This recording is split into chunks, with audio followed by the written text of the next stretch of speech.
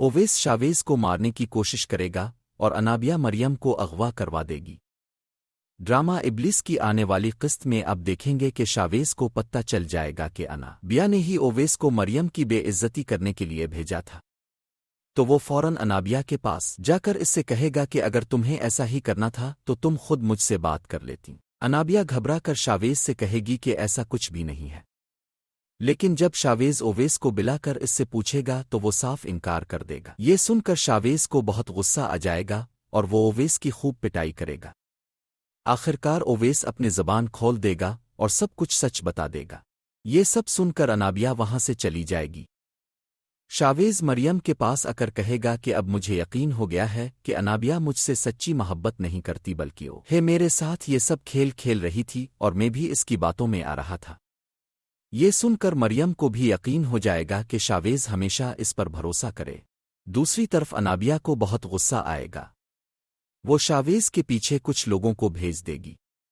جیسے ہی شاویز اور مریم گاڑی سے اتریں گے کچھ لوگ مریم کو اغوا کر کے انابیہ کے پاس لے آئیں گے اور شاویز کو بھی چوٹیں آئیں گی۔ شاویز گھر آ کر اپنی ماں کو بتائے گا کہ مریم اغوا ہو چکی ہے۔ شاویز کی ماں اس کے ساتھ مریم کو ڈھونڈنے کے لیے کل پڑے گی۔ ادھر مریم کو پتہ چلے گا کہ انابیہ ہی اسے یہاں لے کر آئی ہے۔ وہ انابیہ سے کہے گی کہ مجھے گھر جانے دو۔ ادھر شاویز اور اس کی ماں بہت پریشان ہو رہے ہوں گے، مگر انابیہ اپنی ضد پر اڑی ہوئی اپنی ماں سے کہے گی کہ آج اب بھی اسے یہاں سے جانے ہیں دے سکتی۔ میں اب شاویز کے سامنے جو شرط رکھوں گی مریم کی خاطر وہ ضرور ماننے پر مجبور ہو جائے گا۔ یہ سن کر مریم بہت ڈر جائے گی۔ انابیہ کی ماں کو مریم پر بہت ترس آئے گا اور وہ اس سے کہیں گی کہ جیسے ہی انابیہ باہر جائے گی میں تمہیں یہاں سے نکالنے کی کوشش کروں گی۔ مریم کو یقین نہیں آئے گا کہ انابیہ اتنی آسانی سے اتنی گھٹیا حرکت کر سکتی ہے۔